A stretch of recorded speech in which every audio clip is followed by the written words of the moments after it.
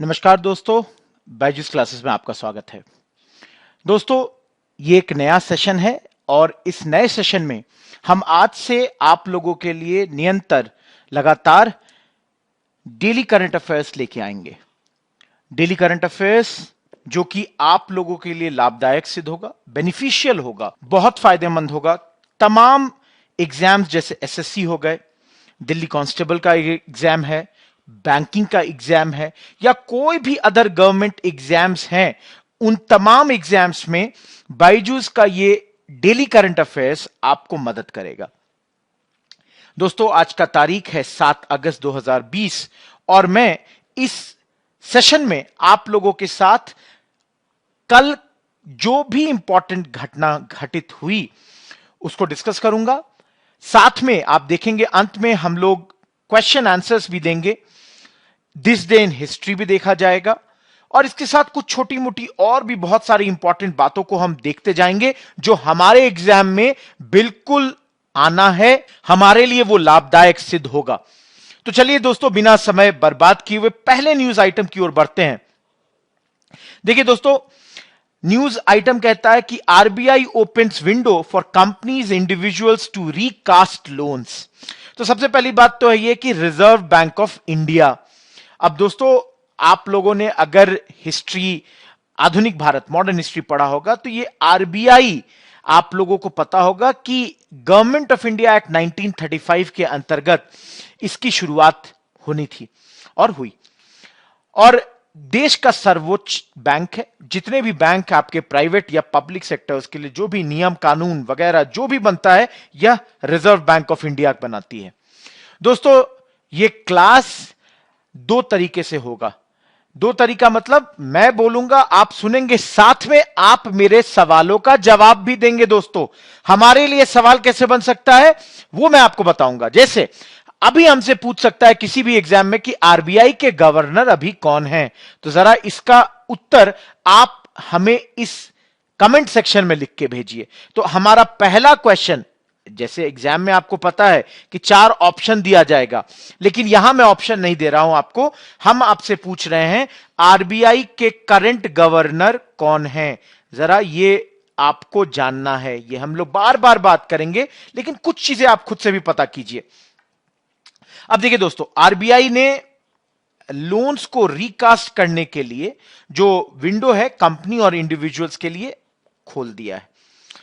Loan recast मतलब basically यह है कि लोन रीस्ट्रक्चर फैसिलिटी दे दिया है, रीस्ट्रक्चरिंग की, कर्ज को आप पूर्ण गठन सुविधा। जैसे दोस्तों आपको पता है कि कोविड के कारण क्या है कि चाहे वो आम नागरिक हो या कंपनियां हैं, उन तमाम की स्थिति थोड़ी जर्जर हो गई है, थोड़ी खराब हो गई है और हमारी सरकार निरंतर यह प्रयास कर रही है कि उनको किसी प्रकार से मदद किया जाए। और इसलिए आरबीआई उन लोगों को, कंपनीज और इंडिविजुअल दोनों को कह रही है कि आप चाहें तो जो भी आपने लोन ले रखा है, लोन मतलब उधार ले रखा है, उसको रिस्ट्रक्चर कर सकते हैं। तो ये एक मेजर अनाउंसमेंट आया है।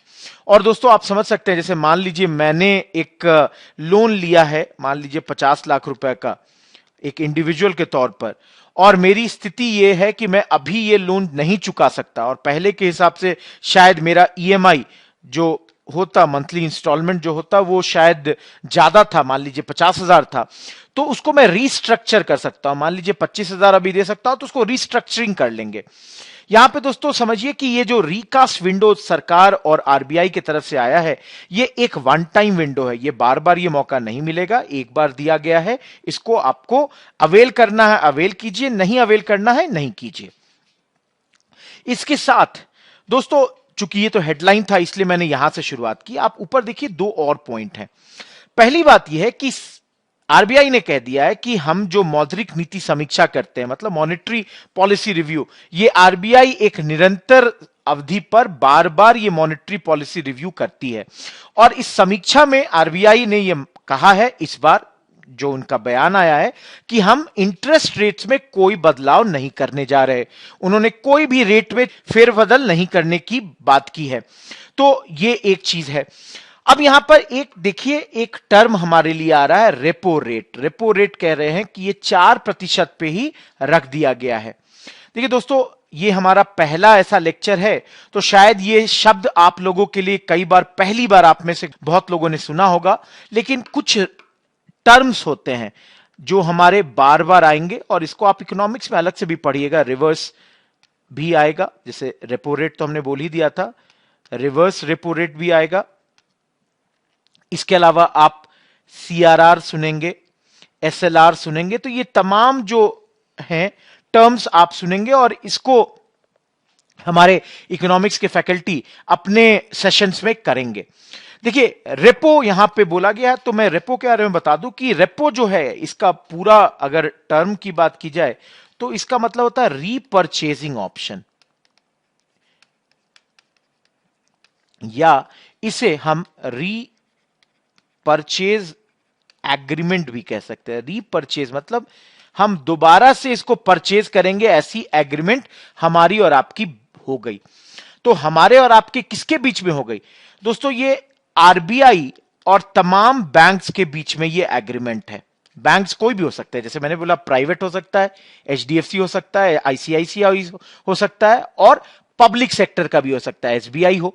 यहां पे एक इंफॉर्मेशन, एचडीएफसी प्राइवेट में सबसे बड़ा प्लेयर है और एसबीआई पब्लिक सेक्टर में सबसे बड़ी बैंक है। तो दोस्तों यहां पे क्या है कि इस एग्रीमेंट में बैंक्स क्या है कि वो एक एग्रीमेंट करती है कि हम रीपरचेज कर लेंगे।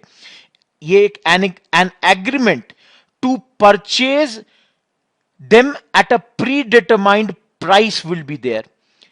ये एग्रीमेंट होता है बैंक्स जो कि प्रोवाइड करती हैं सिक्योरिटी, जैसे ट्रेजरी बिल हो गया, आरबीआई को दे रही है, और उस बिल के बदले वो उनसे लोन लेती है। तो बेसिकली क्या कहा, जैसे मैंने आरबीआई और बैंक्स के बीच में ये एग्रीमेंट हुआ है, तो आरबीआई लोन दे रही है बैंकों को, उधार दे रही है, क्योंकि बैंक को भी पैसे की जरूरत पड़ती है, और इसके बदले में बैंक्स जो हैं वो आरबीआई को कुछ बेच रहे हैं, जैसे ट्रेजरी बिल बेच रहे हैं। तो यहां पर एक एग्रीमेंट हुआ है कि बाद में हम दोबारा से इसको रीपरचेज कर लेंगे एक प्री डिटरमाइंड प्राइस पे। तो दोस्तों ये जो आरबीआई का ये रेपो रेट है, रिवर्स रेपो रेट है, ये बेसिकली क्या है कि कंट्री में, सब देश में जो मनी सप्लाई है, कितना मनी मार्केट में रहेगा, उसको कंट्रोल करने के लिए मनी सप्लाई, या और भी जैसे आपका जो इन्फ्लेशन है, मुद्रास्फीति, इनको कंट्रोल करने के लिए ये एक बहुत बेहतरीन टूल होता है। लिक्विडिटी कंट्रोल करने के लिए, मार्केट से पैसा ज्यादा है मार्केट में, उसको खींचना है या मार्केट में पैसा डालना है, इसके लिए repo rate, reverse repo rate, इन तमाम चीजों को यूज किया जाता है। जैसे रिवर्स रेपो रेट के बारे में अगर एक हल्का सा बता दूं, तो इसको कब यूज करते हैं? जब मार्केट से लिक्विडिटी एब्जॉर्ब करनी है। देखिए यहां पे दोस्तों, यहां पे बैंक्स ने लोन लिया है, मतलब पैसा बढ़ने वाला है मार्केट में, मतलब लिक्विडिटी आने वाली है। रिवर्स रेपो रेट में क्या है, उल्टा होता है, यहां से पैसे को लिया जा रहा है, तो ट्रेजरी बिल हो सकता है, आरबीआई बेच दे बैंक्स को और बैंक से उनके बदले पैसे ले ले।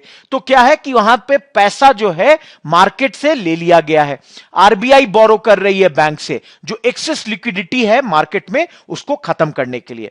दोस्तों इस पे बहुत ज्यादा मैंने बता दिया है, इससे ज्यादा जरूरत नहीं पड़ेगी, बाकी आप इकोनॉमिक्स के लेक्चर में जरूर देखें। आगे इसमें देखिए और कि देखिए दोस्तों, ये कोविड के समय सही चल रहा है लोन मोराटोरियम, जैसे हमने पहले कहा कि ऋण स्थगन पे अब 31 अगस्त के बियॉन्ड कोई भी एक्सटेंशन नहीं दी जाएगी, ये भी एक टर्म बता दिया गया है। मोराटोरियम को याद रखिए दोस्तों। इसके अलावा बोरोइंग लिमिट्स जो है अगेंस्ट गोल्ड, इसको भी रिलैक्स कर दिया गया है। सोने के प्रति आपको पता है सोना का भाव प्रत्येक दिन के साथ बढ़ता ही जा रहा है, और यहां पे बोरोइंग लिमिट्स जो है इसको भी रिलैक्स किया गया है। इसके अलावा दोस्तों जो स्टार्टअप्स हैं, आपको पता है जैसे हमारा बायजूस खुद एक समय स्टार्टअप था और आज दुनिया के सबसे मूल्यवान कंपनियों में से एक गिना जाता है। इसके अलावा आप अगर देखें तो ओयो है, पेटीएम है, ये तमाम स्टार्टअप्स हैं। लेकिन अब ये बड़े स्टार्टअप हो गए, ऐसे बहुत सारे छोटे स्टार्टअप भी होंगे मार्केट में, उनके लिए भी यहां पे एक किया गया है कि उनको प्रायोरिटी सेक्टर लेंडिंग नॉर्म्स में डाल दिया गया है। 75 से 90% तक का प्रायोरिटी सेक्टर लेंडिंग नॉर्म्स के तहत स्टार्टअप्स को भी डाला गया है। आप टेन्योर पर्सनल लोन जो लिया है उसे 2 साल तक भी बढ़ा सकते हैं। और इसके अलावा दोस्तों यहां पर 2 और नाम लिए जा रहे हैं। आप देखिए यहां पर एक नाम लिया जा रहा है नाबार्ड का और दूसरा नाम लिया जा रहा है एनएचबी का। अब यहां पे मैं थोड़ा सा आपको नाबार्ड के बारे में बता देता हूं दोस्तों कि एक तो ये 1982 में इसको बनाया गया था। फाउंडिंग जो इसका ईयर है वो 12 जुलाई 1982 को ये शुरुआत हुआ था। इसका भी एग्जाम होता है दोस्तों, नाबार्ड का एग्जाम्स होता है जिसकी आप तैयारी कर सकते हैं, काफी प्रेस्टिजियस एग्जाम है। और दोस्तों इसके अलावा एनएचबी, नेशनल हाउसिंग बैंक, इन दो को आप याद रख सकते हैं दोस्तों। और यहां पर आपके लिए काम है कि इनके जो गवर्नर्स हैं नाबार्ड और एनएचबी के, उनका नाम आप बिल्कुल याद रखिए, क्योंकि देखिए दोस्तों ये नाम बदलते रहते हैं लेकिन हमें हमारे एग्जाम्स में क्या है कि ये आते रहता है। तो जैसे अगर किसी ने अभी तक का सुना होगा तो दोस्तों आरबीआई गवर्नर का नाम आपने कमेंट सेक्शन में लिख दिया होगा। और यहीं पे मैं अब बता देता हूं, चूंकि मैंने पहले ही कहा वो उस वक्त आपके लिए टेस्ट था, शक्तिकांत दास। ये है अभी भारत के आरबीआई के गवर्नर। आगे चलकर दोस्तों अब आप नाबार्ड और एनएचबी के भी गवर्नर का नाम आप पता करेंगे, क्योंकि दोस्तों देखिए ये थोड़ा बहुत आपको भी पढ़ना पड़ेगा, ये याद रखना है आपको। तो क्योंकि इसलिए भी मैं बता रहा हूं कि नाबार्ड के जो गवर्नर हैं वो हाल में ही, मतलब कोविड के थोड़े कुछ दिनों के पहले फरवरी में ही उनका अपॉइंटमेंट हुआ था। मेरे उम्मीद से आप लोगों ने ये भी नाम अभी तक खोज लिया होगा। उनका नाम है चिंतला गोविंद रजलू। ये हमारे नाबार्ड के गवर्नर हैं। जैसे मैंने कहा कि इनकी अपॉइंटमेंट फरवरी महीने में हुई, तो ये थोड़ा आप दोस्तों लिखते चलेंगे। और लास्ट में अगर हम लोग यहां पे थोड़ा सा और आगे बढ़ते हैं तो हम एनएचबी के बारे में थोड़ा देख लेते हैं। 1988 में बना था 9 जुलाई को, नेशनल हाउसिंग बैंक एक्ट के तहत। ये नेशनल हाउसिंग बैंक एक्ट 1987 के तहत बना था दोस्तों। और इनके जो मैनेजिंग डायरेक्टर हैं उनका नाम शारदा कुमार होता है, शारदा कुमार होता। तो ये तमाम बातें दोस्तों आपको याद रखनी है, आप ये टर्म्स और ये नाम याद रखेंगे। आगे दोस्तों अगर इसमें देखते हैं तो हम देखते हैं कि दूसरा न्यूज है, पहला किसान रेल जो है वो आज शुरुआत हो जाएगी। तो दोस्तों कहां से?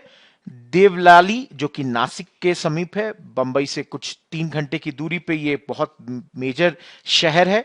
और ये दानापुर पहुंचेगी जो कि बिहार में पटना से सटा हुआ छोटा सा टाउन है, यहां तक आएगी। दोस्तों ये अगस्त 7 आज के तारीख ये शुरू होने वाली है, तो इसको याद रखिए। ये हमारे लिए कैसे याद रखना है कि देवलाली जो कि नासिक में है और दानापुर के बीच में पहली फार्मर ट्रेन चलने वाली है।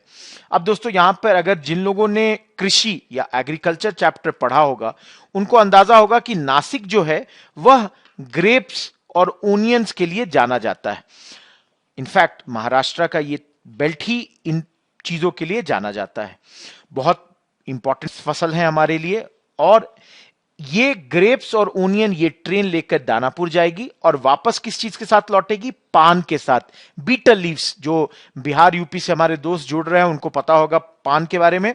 मखाना दोस्तों ये बिहार में दरभंगा और मिथिलांचल वाला जो एरिया है वो बहुत फेमस है मखाना के लिए और बहुत ही अच्छा भोजन की सामग्री के तौर पे देखा जाता है। इसके अलावा फ्रेश वेजिटेबल्स और फिश लेकर ये वापस आएगी। तो दोस्तों देखिए इससे क्या हो रहा है कि हमारे देश के किसानों को इससे मदद मिलेगी।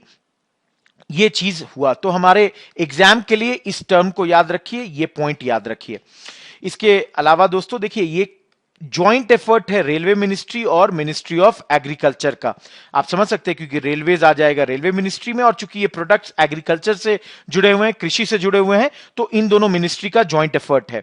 इसके जो परिणाम स्वरूप मिनिस्ट्री ऑफ एग्रीकल्चर का कहना है कि फार्मर का इनकम डबल हो सकता है, जो कि हमारे सरकार का लक्ष्य है कि फार्मर्स के इनकम को डबल किया जाए। आगे बढ़ते हैं दोस्तों। कोविड-19 के कुछ फैक्ट्स देखिए दोस्तों, लगातार आपको भी पता है कि पिछले कुछ दिनों से जब से ये फरवरी मार्च के महीने से, जब से कोविड का प्रकोप आया है, हमारे न्यूज़पेपर्स कोविड से ही भरे रहते हैं। और यहां पर अगर हम देखें तो ये कोविड के कारण हमारे इंफ्रास्ट्रक्चर, हमारी अर्थव्यवस्था, इकोनॉमी, सब पे प्रभाव पड़ा है। और यहां पर सबको पता है कि एक बहुत बड़ा प्रभाव जो हुआ है वो है मृत्यु दर पे, मतलब लोगों के मरने की जो संख्या है, आप देख रहे हैं 40,000 लोग हमारे देश में मर चुके हैं अभी तक कोविड से। तो यहां पर अगर हम देखें तो कुछ आंकड़े आए हैं, ये मृत्यु के कुछ आंकड़े आए हैं, जहां पे ये कहा जा रहा है कि जितने लोग मरे हैं उसमें 68% पुरुष है, 32% महिलाएं हैं।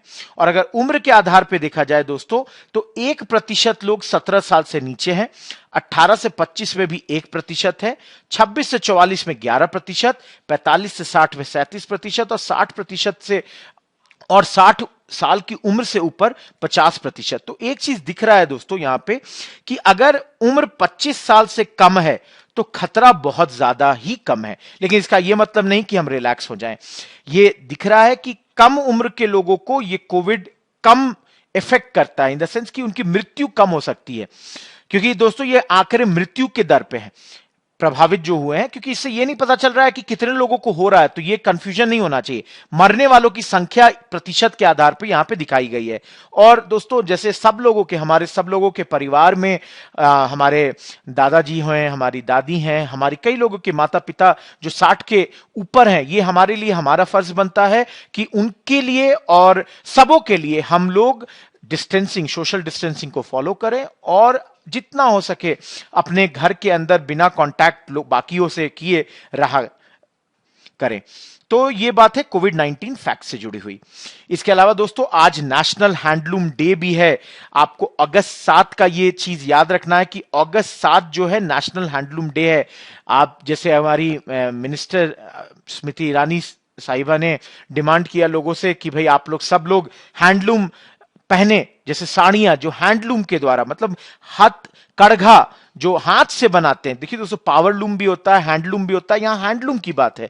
और ये आज हैंडलूम दिवस है और इसमें लोग डिमांड कर रहे हैं, सब लोगों को प्रेरित कर रहे हैं कि आप लोग हैंडलूम के बढ़ावे के लिए एक हैंडलूम वाला कपड़ा पहने जो हैंडलूम से बना हुआ हो। तो पहली बार कब डिक्लेयर हुआ? ये 2015 में डिक्लेयर हुआ था, राष्ट्रीय हथकरघा दिवस। इसको याद रखिए दोस्तों कि सिर्फ अगस्त 7 नेशनल हैंडलूम डे के तौर पे मनाया जाता है। देखिए दोस्तों एक ये हिस्टोरिकल बात है और आपको भी पता है कि ये जो टेक्सटाइल सेक्टर है, भारत के इतिहास को टेक्सटाइल सेक्टर के बिना अधूरा माना जाएगा। और आज के डेट में भी अगर टेक्सटाइल सेक्टर के अंदर सिर्फ हैंडलूम के सेक्टर की बात की जाए तो ये बहुत यूनिक प्लेस रखता है हमारी इकोनॉमी में। आज भी अगर नंबर की बात करें तो 43 लाख वीवर्स जो बुनकर हैं, मेनली जो बैकवर्ड कम्युनिटी से आते हैं, पिछड़े वर्ग से आते हैं या जो माइनॉरिटी अल्पसंख्यक वर्ग से आते हैं, दोस्तों ये इंप्लॉयड होते हैं डायरेक्टली या इनडायरेक्टली इस हैंडलूम सेक्टर में। तो आप समझ सकते हैं ये बहुत बड़ा संख्या है। तो दोस्तों ये बहुत ज्यादा इंपॉर्टेंट सेक्टर है हमारे लिए और हमारे देश के लिए, खासकर बैकवर्ड और माइनॉरिटी सेक्टर के लिए। तो दोस्तों ये दिन क्यों मनाया गया? कि लोगों को हैंडलूम इंडस्ट्री का इंपॉर्टेंस पता चले, उसका अवेयरनेस उनको आए। इसके आगे दोस्तों आप ये देखिए कि आज का दिन 6ठा नेशनल हैंडलूम डे है, बहुत क्लियर बात है। और ये मिनिस्ट्री ऑफ टेक्सटाइल, कपड़ा मंत्रालय के कोऑर्डिनेशन से मनता है, इसको आपको याद रखना है। इसके अलावा दोस्तों जैसे मैंने पहले यहां पे कह दिया कि 15% जो टेक्सटाइल प्रोडक्शन है हमारे यहां, ये हैंडलूम सेक्टर कंट्रीब्यूट करता है, तो इसको आपको यहां याद रखना है। इसके अलावा एक चीज और जो आपको याद रखना है दोस्तों कि यहां एक मुद्रा स्कीम, ये आप पढ़ेंगे, ये आपको याद रखना है दोस्तों कि ये मुद्रा स्कीम जो कि नरेंद्र मोदी जी की सरकार ने शुरू किया था, ये स्कीम क्यों था, क्या है, ये आपको याद रखना है। तो यहां पे आप सबसे पहली बात है ये कि ये जो हमारा मुद्रा स्कीम था, इसका फुल फॉर्म क्या है? अगर हमारे एग्जाम में कल के डेट में 4 ऑप्शन दे दिया जाए तो इसका फुल फॉर्म हमसे पूछ सकते हैं। तो यही मैं आपको बता रहा हूं कि micro units development and refinance agency limited, ये मुद्रा, ये प्रधानमंत्री मुद्रा योजना, ये स्कीम प्रधानमंत्री जी ने 8 अप्रैल 2015 को लॉन्च की थी, जिसके तहत 10 लाख रुपए तक का लोन जो है वो आपको दिया जा सकता था। जो नॉन कॉर्पोरेट आपके सेक्टर के लोग हैं उनको ये देने की बात थी।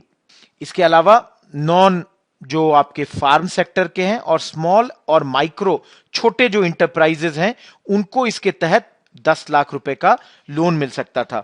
यह लोन कोई भी बैंक्स दे सकती थी, जैसे कमर्शियल आपकी बैंक जैसे एसबीआई या इलाहाबाद बैंक्स जैसी हो गई, या आरआरबीज दे सकते थे, स्मॉल फाइनेंस बैंक्स दे सकते थे, माइक्रो फाइनेंस इंस्टीट्यूशंस एमएफआई जिनको कहते हैं, और एनबीएफसी, ये तमाम लोग इनको दे सकते थे। दोस्तों, जैसे मैंने पहले कहा कि राष्ट्रीय हथकरघा विकास कार्यक्रम, व्यापक हथकरघा क्लस्टर विकास योजना, यार्न आपूर्ति योजना, हथकरघा बुनकर व्यापक कल्याण योजना, बुनकर मुद्रा योजना, ये तमाम हथकरघा क्षेत्र में कुछ योजनाएं हैं जो गवर्नमेंट के द्वारा चलाई जा रही हैं, तो इसको आपको याद रखना है। इसके आगे हम बढ़ते हैं दोस्तों। GI tag, geographical indication. देखिए दोस्तों, आपने कई बार ये पढ़ा होगा इंटेलेक्चुअल प्रॉपर्टी राइट्स, आईपीआर, और इन आईपीआर के अंतर्गत जीआई भी आपका एक टर्म आता है। और यहां पे पिछले कुछ दिनों में क्या हुआ है दोस्तों कि जीआई के टैग को, खासकर बासमती जो चावल है उसके टैग को लेकर मध्य प्रदेश और पंजाब के बीच में कुछ तूतू मैमे चल रही है। तो यहां पर वो तूतू मैमे हमारे लिए उतना इंपॉर्टेंट नहीं है। हमें क्या याद रखना है कि मध्य प्रदेश से कौन कौन से जीआई टैग हैं। जैसे दोस्तों, झाबुआ का कड़कनाथ ब्लैक चिकन मीट, ये फूड स्टफ है, आप समझ सकते हैं। ये एक अलग तरह का मुर्गा है दोस्तों, और इस मुर्गे का जो मीट है ये काफी न्यूट्रिशियस होता है, तो ये एक इसको जीआई टैग मिल रखा है। इसके अलावा अगर आप देखते हैं तो बाघ प्रिंट जो मध्य प्रदेश से आता है, एक लोगो है, इसे हैंडीक्राफ्ट के तहत मध्य प्रदेश का ये हस्तशिल्प है, उसे जीआई टैग मिला है। इसके अलावा आप अगर देखेंगे तो रतलामी सेव, रतलाम एक शहर है दोस्तों, झाबुआ भी एक शहर है, उस तरीके से रतलाम काफी हद तक राजस्थान गुजरात के साइड, आपके एकदम पश्चिमी साइड में मध्य प्रदेश का एक शहर है। यहां का सेव बहुत टेस्टी होता है, बहुत ही खाने में अच्छा लगता है। वहां के लोग उधर राजस्थान गुजरात और ये मध्य प्रदेश के उस साइड में तो सेव की सब्जियां बनती है काफी बेहतरीन, तो ये भी एक बहुत इंपॉर्टेंट जीआई टैग है। लेदर टॉयज जो इंदौर जो कि आपको पता है दोस्तों साफ सफाई के क्षेत्र में भारत में सबसे अग्रणी शहर है, वहां के भी जो लेदर टॉयज हैं जो कि हैंडीक्राफ्ट है, हस्तशिल्प है, उसे भी जीआई का टैग मिल रखा है। इसके अलावा बेल मेटल वेयर, दतिया और टीकमगढ़, ये दो छोटे छोटे शहर हैं मध्य प्रदेश के, यहां से भी हस्तशिल्प हैंडीक्राफ्ट का इनको जीआई टैग मिला है। इसके अलावा महेश्वर साड़ीज एंड फैब्रिक और चंदेरी साड़ीज जो कि एक और हैंडीक्राफ्ट है, इन तमाम चीजों को हस्तशिल्प का मिला हुआ है टैग, तो इसको आपको याद रखना है। इसके आगे दोस्तों अगला सेक्शन जो हम लेंगे वो है वो न्यूज जो लोग राष्ट्रीय या अंतर्राष्ट्रीय न्यूज में छाए हुए थे पिछले दिनों, उनके बारे में बातचीत करेंगे। पहला एक अनफॉर्चुनेट दुखद न्यूज है कि सादिया देहलवी, उनकी मृत्यु हो गई है दोस्तों। नई दिल्ली में 63 साल की उम्र में इनकी मृत्यु हो गई है। ये जानी पहचानी एक्टिविस्ट थी, कार्यकर्ता थी, ऑथर, लेखिका, कॉलमनिस्ट, स्तंभकार और एक्टर भी थी, अभिनेता थी। और इनका नाम एक मैगजीन के नाम पर, पॉपुलर फिल्म मैगजीन के नाम पे आया था जो उनके पिता प्रकाशित किया करते थे, उनके नाम पर इनका नाम रखा गया था। इसके अलावा दोस्तों ये इन्होंने एक किताब लिखी थी जिस किताब का नाम था Jasmine and Jinns, memories and recipes of my Delhi. 2017 में, जैसे आप देख सकते हैं रेसिपी है तो कुलिनरी मतलब खाने पकाने से जुड़ा हुआ ये एक किताब था और ये यहां पर आया था। इसके अलावा इनकी अन्य किताब जो है Sufism, the heart of Islam, the Sufi courtyard, Dargah of Delhi, तो ये सब भी कुछ किताबें इन्होंने निकाली थी, तो आप ये याद रख सकते हैं यहां पर इन किताबों का नाम। इसके अलावा दोस्तों मनोज सिन्हा साहब को गवर्नर पोस्ट दिया गया है। गवर्नर कहना थोड़ा सा गड़बड़ होगा यहां पे क्योंकि इन्हें लेफ्टिनेंट गवर्नर बना गया है, उपराज्यपाल। और इन्हें कहां का बनाया गया उपराज्यपाल दोस्तों? लद्दाख का, क्योंकि लद्दाख के जो पिछले उपराज्यपाल थे श्री मुर्मू साहब, उन्हें भारत का कैग घोषित बना दिया गया है। तो दोस्तों यहां पे इंपॉर्टेंट ये है कि अभी अगर आप यूपी की बात करें तो मनोज सिन्हा साहब 10वें ऐसे पॉलिटिशियन हैं या यूपी से जुड़े हुए लोग हैं जिन्हें अलग अलग स्टेट में गवर्नर बनाया गया है। जैसे कलराज मिश्रा जी जो कि राजस्थान के गवर्नर हैं, सत्यपाल मलिक जो गोवा के भी गवर्नर है, पहले जम्मू कश्मीर के भी गवर्नर थे, बेबी रानी मौर्य ये उत्तराखंड की गवर्नर है, आरिफ मोहम्मद खान साहब ये भी उत्तर प्रदेश से आते हैं और केरला के गवर्नर हैं अभी। उसी तरह फगू चौहान साहब ये बिहार के गवर्नर हैं। इसके अलावा ब्रिगेडियर बीडी मिश्रा रिटायर्ड जो है वो भदोही उत्तर प्रदेश से आते हैं और अरुणाचल प्रदेश के अभी गवर्नर हैं। इसके अलावा कल्याण सिंह जी जो कि बहुत जाने पहचाने नाम थे, उत्तर प्रदेश के पूर्व चीफ मिनिस्टर हुआ करते थे, ये पहले राजस्थान के गवर्नर थे और इनका टर्म लास्ट साल कंप्लीट हुआ। इसके अलावा केसरी नाथ त्रिपाठी साहब ये भी उत्तर प्रदेश के असेंबली स्पीकर थे और वेस्ट बंगाल के गवर्नर के तौर पे पिछले साल 2014 में ये रिटायर किए। और आखिरी लालजी टंडन जिनकी मृत्यु पिछले कुछ समय पहले ही हुई, पिछले मंथ हुई, लास्ट महीने हुई। दोस्तों ये बिहार के पहले गवर्नर थे और बाद में मध्य प्रदेश के गवर्नर के तौर पर इन्होंने अपनी आखिरी सांसें ली। ये उत्तर प्रदेश के काफी बड़े नेता थे, लखनऊ से जुड़े हुए थे और ये 9 लोग पिछले कुछ समय से यूपी से आए हैं जो गवर्नर बने या उपराज्यपाल बने और 10वें अब मनोज सिन्हा साहब बने हैं। इससे आगे बढ़ते हैं दोस्तों, हम खेल समाचार की ओर बढ़ते हैं। स्पोर्ट्स न्यूज में अगर हम आज की बात करें तो दोस्तों सबसे पहली बात यह है कि यूएस ओपन में इस साल कम पैसा दिया जाएगा, लेस मनी दिया जाएगा यूएस ओपन के विनर को। कितना मिल रहा है? 8.5 लाख जो डॉलर यूएस डॉलर है ये लेस हो जाएगा प्राइज मनी से पिछले साल के कंपैरिजन में। तो इस साल कितना मिलेगा? $3 मिलियन मिलेगा। पिछले साल कितना मिल रहा था? $3.85 मिलियन मिलेगा। उसी तरीके से रनर अप जो सेकंड आएंगे उनको इस साल $1.5 मिलियन मिलेगा। लास्ट ईयर $1.9 मिलियन मिला था। तो दोस्तों यहां पर एक दो टर्म जो याद रख सकते हैं, एक है कि यूनाइटेड स्टेट्स टेनिस एसोसिएशन के सीईओ का नाम क्या है? माइक डाउस है। ये एक नाम आप याद रखिए, फैक्ट्स है जो हमको कभी पूछ दे लॉन टेनिस से जुड़ा हुआ ये अगर सवाल तो आप जवाब दे सकें।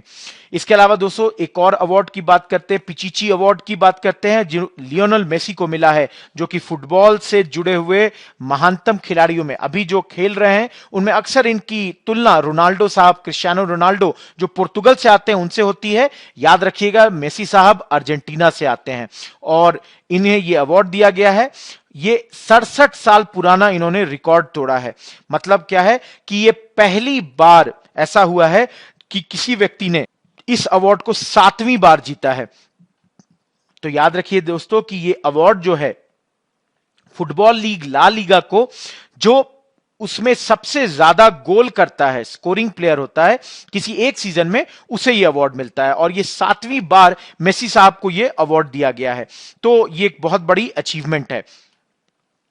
इन्होंने पिछले साल 33 गेम में 25 अवार्ड, 33 मैचेस में इन्होंने 25 गोल किए थे। यह एक चीज है जिसको आपको याद रख सकते हैं। इस चीज को अगर पिछले रिकॉर्ड धारी की बात की जाए तो दोस्तों लीजेंडरी फुटबॉलर टेल्मो जारा जो कि एथलेटिको बिल्बाओ से थे, उन्होंने 6 बार इसको पहले जीता था और जारा जो है 1952-53 में आखिरी बार जीते। तो इसलिए मैं पिछले साइड में फिर से जा रहा हूं। देखिए दोस्तों 67 साल पुराना रिकॉर्ड, क्योंकि जारा अंतिम बार 52-53 में जीते थे और यहां पे मेसी साहब 2020 में जीत रहे हैं, तो 67 साल पुराने इस रिकॉर्ड को इन्होंने तोड़ दिया है। इसके अलावा एक और दुखद न्यूज है दोस्तों, शिर्ले एन ग्राउ की मृत्यु 91 साल में हो जाती है। ये एक बेहतरीन फिक्शन लेखक थी और पुलित्जर अवार्ड से भी इन्हें नवाजा जा चुका था, इनको अवार्ड दिया गया था। इनका जन्म स्थान न्यू ऑर्लियंस लुइसियाना जो कि यूएस में है, वहां पे हुआ था और कई सारे जो इन्होंने किताबें लिखी थी, 6 नॉवेल लिखा था, शॉर्ट स्टोरीज लिखी थी और इनकी जितने भी किताबें हुई करती थी, जो भी लघु किताबें हों या उपन्यास हों, ये सारी डीप साउथ जो कि New Orleans to North Louisiana and Alabama के बीच में ही सेट की जाती थी। तो इन्हीं जगहों से ये अपने किरदार को उठाया करती थी। यहां दोस्तों आपके लिए एक चीज याद रखिएगा, पुलित्जर प्राइज विनर्स को याद रखिए। ये हमारे एग्जाम्स में कई बार पूछ सकता है, वनडे एग्जाम में इसके विनर्स के लिस्ट को हमेशा याद रखना है हमको। दोस्तों यहां पे एक चीज हम जो याद रख सकते हैं इनके बारे में, एक बहुत इंपॉर्टेंट, कि इन्हें पुलित्जर प्राइज, इनकी चौथी किताब the keepers of the house, जो इन्होंने 1965 में लिखा था, जिसमें एक वेल्दी व्हाइट मैन, मतलब एक अंग्रेज गोरे व्यक्ति जो कि रिच हैं, और उनके ब्लैक हाउसकीपर जो कि रूरल अल्बामा में केंद्रित है ये स्टोरी, उनके बीच के रोमांस को दिखाया गया था। और इसके लिए इनको काफी प्रेज मिला था, काफी इन्हें बड़ाई मिली थी, लेकिन साथ में इनको काफी धमकी भरे कॉल्स, थ्रेटनिंग फोन कॉल्स भी मिले थे दोस्तों।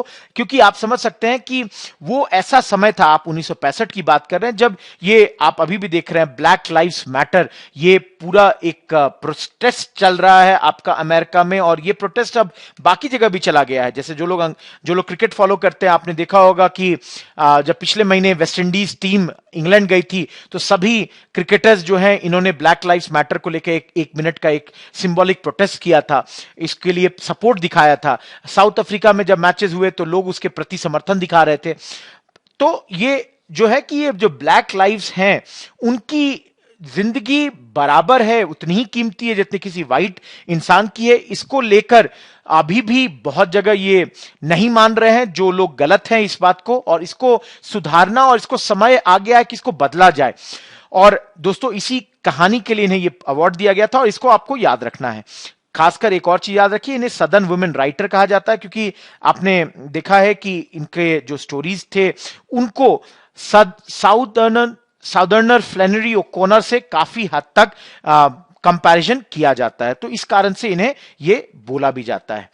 इसके आगे दोस्तों एक किताब और आई है, raw a history of India's covert operations, और ये राइटर हैं यतिश यादव। ये बेसिकली देखिए, यहां पे आप देख रहे हैं कि डेयरिंग एक्सप्लॉइट्स, रॉ आप जैसे समझते हैं रिसर्च एंड इंटेलिजेंस विंग। देखिए दोस्तों, भारत में कई सारे खुफिया जो हमारे ऑर्गेनाइजेशंस हैं, अगर सरकार इंटेलिजेंस ब्यूरो का उपयोग करती है, अगर देश के अंदर कुछ हो रहा है, और देश के बाहर के गतिविधियों को जानने के लिए रिसर्च एंड इंटेलिजेंस विंग को इस्तेमाल किया जाता है।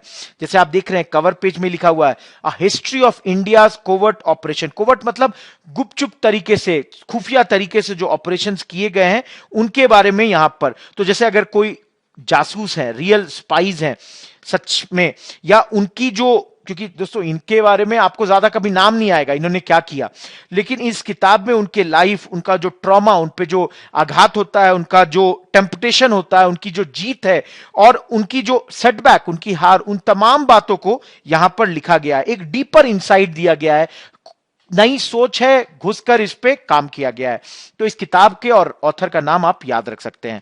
इसके अलावा दोस्तों रॉ के बारे में एक लाइन जरूर देखिए, लेजेंडरी रामेश्वर नाथ काउ ने इसकी स्थापना की थी, स्पाई मास्टर थे, 68 में स्थापना हुई थी। क्योंकि खासकर क्या हुआ दोस्तों कि 62 और 65 दोनों ही युद्ध में ये देखा गया कि हमारा इंटेलिजेंस उस तरीके का नहीं था, तो इसको बेहतर करने के लिए ये स्थापित किया गया। अभी कौन इसके हेड है? सामंत गोयल साहब हैं, हेडक्वार्टर नई दिल्ली में, और रॉ की स्थापना जैसे ऊपर में ही थी, ये 21 सितंबर 1968 को हुई थी। तो ये तमाम बातें आप याद कर सकते हैं, याद रख सकते हैं। दोस्तों अगला सेक्शन जो हम लोग आ रहे हैं वो है दिस डे इन हिस्ट्री, और आज का दिन 6 अगस्त हिस्ट्री में किन किन चीजों के लिए जाना जाता है। देखिए दोस्तों, सबसे पहली बात कि शेक्सपियर का जो प्ले है, अब यहां पे आप याद रखिए, शेक्सपियर मैकबेथ, ये हमारे लिए इंपॉर्टेंट है एग्जाम के लिए।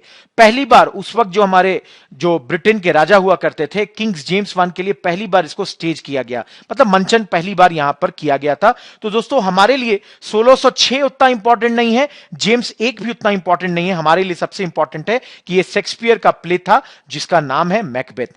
इसके अलावा दोस्तों स्वदेशी और बॉयकॉट 1905 में आज की तारीख पे ही इंडियन नेशनल कांग्रेस ने ब्रिटिश गुड्स के बायकॉट, बहिष्कार की बात की थी। स्वदेशी और बहिष्कार का जो हमारा मूवमेंट था, ये यहां पर उसमें एक बहुत महत्वपूर्ण चरण था। इसके अलावा दोस्तों एक दुखद घटना 1941 को हुई। गुरुदेव रविंद्रनाथ टैगोर जो कि नोबेल पुरस्कार विजेता थे, उनका आज के दिन ही निधन हुआ था।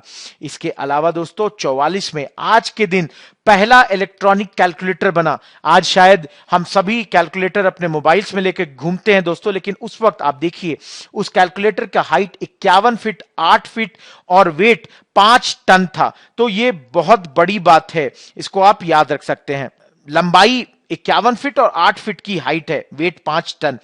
इसके अलावा दोस्तों 85 में आज के दिन ही गीत सेठी साहब, जो बिलियर्ड्स और स्नूकर्स के बहुत बेहतरीन खिलाड़ी हैं, भारत के सबसे जाने पहचाने खिलाड़ी और बहुत आला दर्जे के स्पोर्ट्स पर्सन, वो आज के दिन ही वर्ल्ड एमेच्योर बिलियर्ड्स चैंपियनशिप उन्होंने जीता था। इसके अलावा दोस्तों एक सवाल, दोस्तों इसके बाद हम लोग आज के लिए कुछ सवाल ले लेते हैं।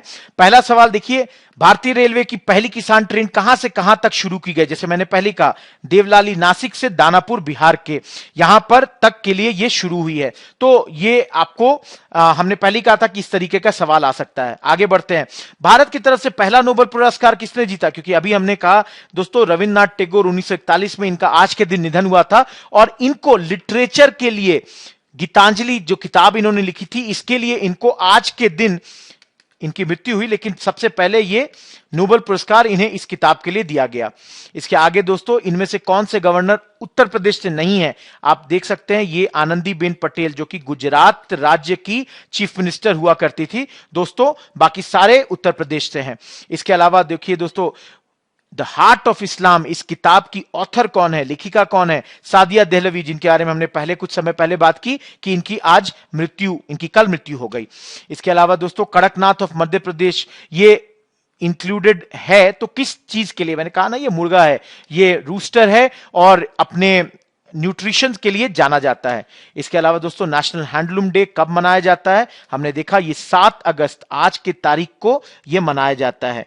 इसके अलावा पिचिची अवार्ड किस क्षेत्र में, किस खेल के लिए दिया जाता है? देखा हमने कि मेसी साहब को मिला है, फुटबॉल के लिए मिलता है। अगला सवाल, from which club does footballer Lionel Messi play? दोस्तों हमने तो दोस्तों यहां पे आप इसका रख सकते हैं याद कि एफसी बार्सिलोना की तरफ से ये खेला करते हैं। इसके अलावा दोस्तों ये किताब जिसकी बात हमने पहले की, इसके लेखक कौन है? अगर इस तरह का सवाल आपसे आ जाए तो याद रखिए यतीश यादव इसके लेखक हैं। और आखिरी में दोस्तों, आज के दिन के लिए कुछ आपको मैं जो फैक्ट्स दे रहा हूं वो कॉन्स्टिट्यूशनल हिस्ट्री से है, संवैधानिक जो हमारा इतिहास है। दोस्तों सबसे पहली बात मैं बता देता हूं यहां पे कि हमारे जो संविधान वाले इतिहास में कुछ कानून जो ब्रिटिश सरकार के द्वारा लाए गए उनके बारे में हम बात करेंगे। इसके अलावा जो गवर्नर जनरल्स, गवर्नर्स हैं, इनके बारे में मैं कुछ आपको यहां पे नाम दूंगा। जैसे सबसे पहले जो पहले गवर्नर बंगाल के थे वो रॉबर्ट क्लाइव थे। इनका नाम आपने दोस्तों पलासी के युद्ध में सुना होगा, किस तरह से मीर जफर के साथ मिलकर इन्होंने सिराजुद्दौला को हराया था।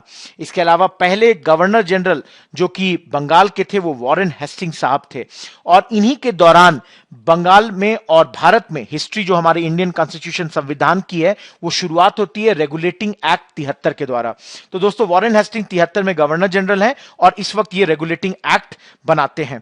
इसके अलावा दोस्तों भारत के पहले, देखिए यहां पे ये इंपॉर्टेंट चीज देखिए, पहले गवर्नर जनरल ब्रिटिश इंडिया के, क्योंकि Warren Hastings governor general Bengal के हैं और यहां पे आप देखिए तो ये गवर्नर बंगाल के थे। तो 4 चीजें आप देखेंगे और अभी हम बताएंगे इसको मैं चौथी बात को। तो सबसे पहले गवर्नर ऑफ बंगाल, फिर क्या है गवर्नर जनरल ऑफ बंगाल, फिर क्या है गवर्नर जनरल ऑफ इंडिया। तो गवर्नर ऑफ बंगाल पहले कौन है? Robert Clive. Governor general of Bengal कौन है पहले? Warren Hastings. Governor general of India पहले कौन है? लॉर्ड विलियम बेंटिक, जो 1833 में बनते हैं। और दोस्तों लॉर्ड कैनिंग 1858 में, मतलब 1857 की क्रांति के बाद, 1857 रिवोल्ट के बाद पहले भारत के वाइसरॉय भी बनते हैं और इनको वाइसरॉय प्लस गवर्नर जनरल दोनों ही उपाधि से सम्मानित किया गया। 1858 में इनको दोनों उपाधि दी गई थी। तो पहले वाइसरॉय, उसमें गवर्नर जनरल भी हैं, वाइसरॉय भी हैं, तो ये भी आप याद रख सकते हैं। इसके अलावा दोस्तों याद रखिए Lord Mountbatten last governor general थे ब्रिटिश इंडिया के, मतलब 1947 15 अगस्त को भारत की आजादी के ठीक पहले तक लास्ट गवर्नर जनरल कौन थे? Lord Mountbatten. और चूंकि ये कंटिन्यू कर गए आजादी मिलने के बाद भी, तो स्वतंत्र भारत इंडिपेंडेंट इंडिया के भी पहले गवर्नर जनरल या वाइसरॉय कौन थे? Lord Mountbatten. और 48 में इनके जाने के बाद जो अपॉइंटमेंट हुई थी वो अपॉइंटमेंट हुई सी राजगोपालाचारी, चक्रवर्ती राजगोपालाचारी की। तो दोस्तों ये पहले और आखिरी भारतीय इंसान थे जो गवर्नर जनरल के पोस्ट तक गए। तो यह आपको याद रखना है। इसके अलावा दो फैक्ट्स और है दोस्तों कि 1773 के रेगुलेटिंग एक्ट के तहत ही पहली बार सुप्रीम कोर्ट कलकत्ता में स्टैब्लिश हुआ था, जो कि सुप्रीम कोर्ट था उस वक्त का, और उसके चीफ जस्टिस एलिजा इम्पे का नाम है, जिसको आप याद रख सकते हैं। प्रथम मुख्य न्यायाधीश एलिजा इम्पे बने थे। तो दोस्तों ये तमाम बातें थी आज के न्यू सेशन से। दोस्तों ये हमारे तरफ से आप लोगों के लिए एक एफर्ट है कि आपके एग्जाम में हम मददगार साबित हों, आपके एग्जाम के लिए ये एक इंपॉर्टेंट चीज बने जिसको आप यूज कर सकें, आपके जनरल नॉलेज की सारी चीजों को हम यहां डिस्कस कर सकें। और इसलिए दोस्तों आप लोगों से हमारी ये गुजारिश है, हमारी ये विनती है कि आप हमारे इस नए चैनल को अपना सपोर्ट दीजिए। बायजूस गवर्नमेंट एग्जाम्स प्रिपरेशन में लगातार आपकी मदद के लिए है। प्लीज इसे लाइक करिए, प्लीज इसे शेयर करिए अपने दोस्तों के बीच, और इस चैनल को आप सब्सक्राइब भी करें। हम लगातार इस चीजों के द्वारा आपकी मदद के लिए कोशिश करते रहेंगे दोस्तों। तो आज के लेक्चर के लिए इतना ही कुछ। अगले लेक्चर में फिर शामिल होऊंगा। आपका दोस्त आज के लिए आपसे इजाजत लेता है। Goodbye, thank you.